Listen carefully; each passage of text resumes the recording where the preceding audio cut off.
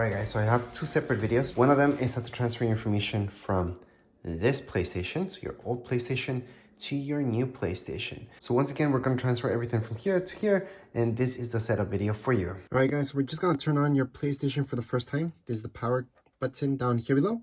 Just hold on to it, you're going to hear that beep, and then you should see some lights. On your monitor, that's where everything takes place right now. And then we're going to transfer all our data into our PlayStation.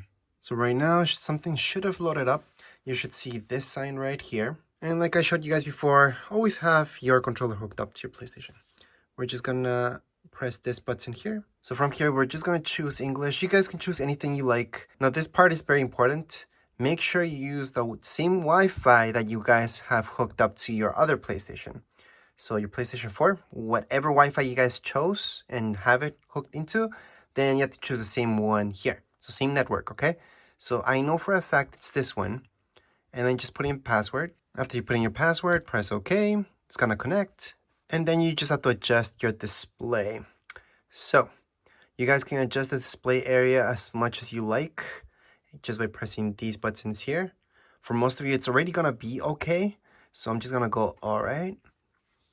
And here we go, brightness. What we want is to see this, but we want to barely see it. So I'm gonna turn it down. You guys probably won't see it at the point that I see it. And there we go. So there it's barely. Once that's done, I can press X on my controller. Same thing here. With your buttons here on your controller, go up, down, and so you can see something like this. But you have to almost not see it. It has to be almost invisible. So just around there. I know you guys can't see it, but I can see it a little bit. Same goes here. So you're supposed to see this. Obviously, I just turned it up so you guys can see it, but I'm going to turn it down to the point that I almost can't see it. So that's perfect. All right, so you have three options here. If you want your PlayStation to pretty much be on the whole time, this is for you. So that way it downloads any updates, it charges your controller, and it's always available. So basically you can even do remote play, you can even connect to it using your PlayStation app. So you can do all that here, and that's because it's not really turned off. It's actually on the whole time. Now low power mode, on the other hand, will keep your PlayStation better actually, because it's not going to be running the 24 hours. Plus, hey, we're not wasting electricity. So that's what I usually tell you guys to go for, and that's what I'm going to choose this time. But I just want to mention that most people choose this. So you don't have to worry about updates and all that stuff. Because if you choose this option, the middle one, if an update comes out for your game, only once you turn on your PlayStation, you're going to have to update it. But if you have it on this, once you turn on your PlayStation, that game will be updated already. So keep that in mind. There's always the custom option, but we're not really going to look there. So using my joystick, I'm going to go to the right. That's going to select this. I agree. Let's pick that. Going to confirm. So right now what you could do is, yes, you could follow this so you can use your phone, but we're just gonna sign in here. Once you press on sign in, you might get this. Now obviously whatever I see will be different than you guys, and if you didn't get anything, you can't press resend code. But I got mine. Your code's gonna be different, by the way. Press OK. It's gonna verify, and here we go. We can just go next, and let me just explain this really quick. So this is almost about your privacy. If you want to keep things really private, just go into solo and focused, where you select friends. Well, that's mostly your friends that can see your stuff. So not just general public. And team player, well, that's like middle ground kind of. But social and open just shows everybody everything. So in this case, what I'm going to choose for now, just for now, I'm going to choose solo and focused. By the way, you can change anything that I'm showing you later on. I do want to mention that you can always review and customize. So that's your options. And I will have to do that later on anyways, but for now I'm just gonna apply it. This is up to you. You can confirm and continue, just share your data or just limit your data. I'm gonna share everything because I just want them to make PlayStation better. And this part is all about if you have more people in your house, you don't want them to touch your PlayStation, turn that on for a share. So they need a passcode to get in. If you don't care, if you're just gonna use this, then don't turn that on. Just leave it off. Same thing goes with this. If you're just going to use it, you're sure what you're going to do, then don't turn it on, or else you're going to have to put a password every time you want to buy something.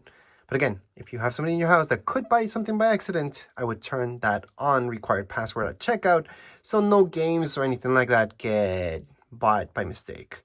But anyways, right now we're going to go into OK.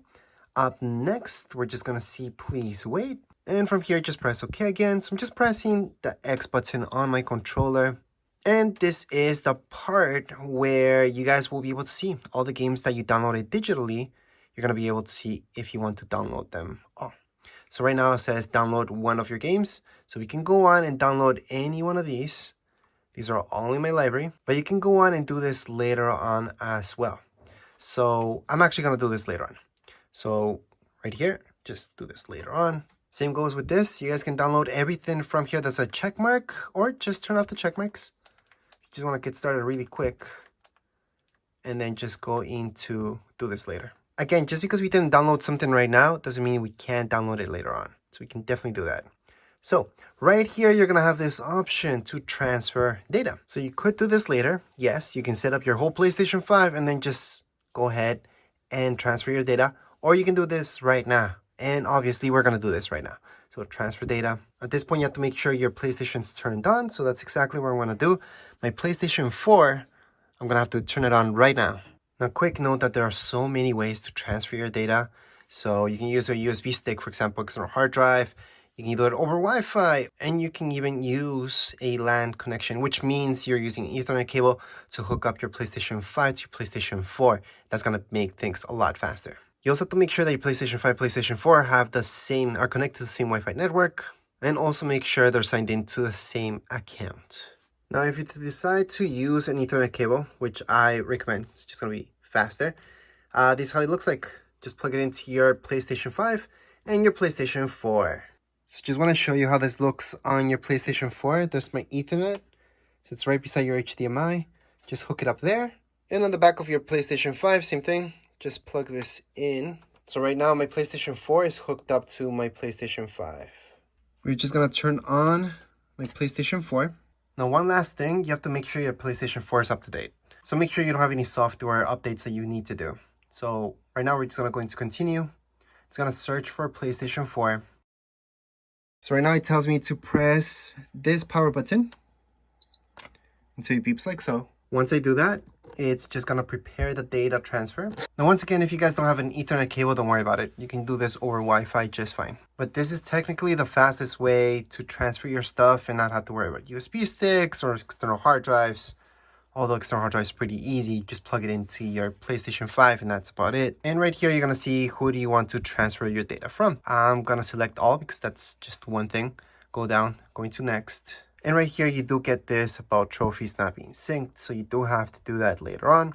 But anyways, so just going to continue. Right here, we're gonna see save data and account information. So it's gonna go ahead and do everything. Going to next. You can choose what you would like to transfer. So, or just select all and transfer everything. It's up to you guys. In my case, I just want to transfer Grand Theft Auto, and that's about it. I don't really want to transfer anything else. Now, keep in mind that if you don't see a game here that's online, like Fortnite, don't worry about it. Basically, all your stuff gets transferred anyways. Once you sign into Fortnite, everything will be there. That's an online game. That's different. We're going to go into next. And then from here, you're going to see an estimate. Just go right into start transfer. And here we go. It's preparing our transfer. So all we have to do is just wait right now. Do not turn off your PlayStation 4 or PlayStation 5. And remember, any other games that you may want to transfer, if you have the disc version, then you can just insert the disc. And for stuff that's online, like Fortnite, everything is there already. Let's say I switch to an Xbox instead of a PlayStation.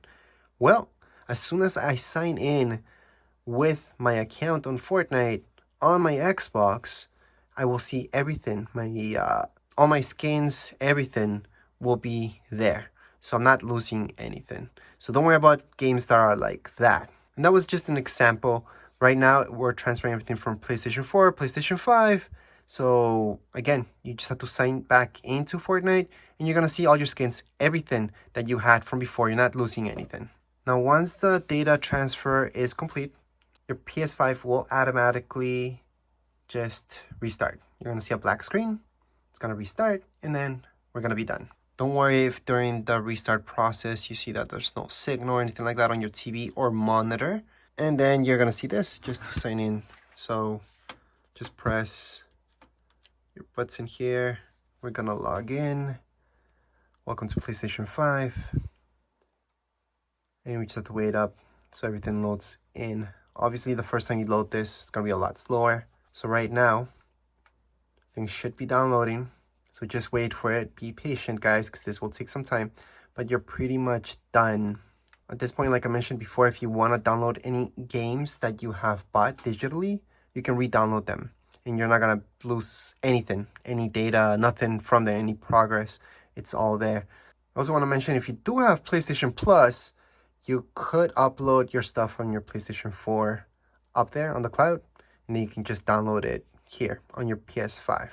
Now, before I end this video, I do want to show you one more thing. If you press your PlayStation button once, you're going to see this. Scroll down where it says Downloads, tap on it, and you're going to be able to see your data transfer from your PS4. So it's not done. It's not 100% done yet. So you're going to see your PlayStation 4 right there. So do not turn it off. Do not turn off your PlayStation 5. Just wait for this to be done, and then you can go on and keep downloading more games. But just wait for this to be done first. But as far as this video goes, we're all done. If you guys have any comments, questions, you guys can write down here in the comments area. Don't forget to subscribe and like. Thank you.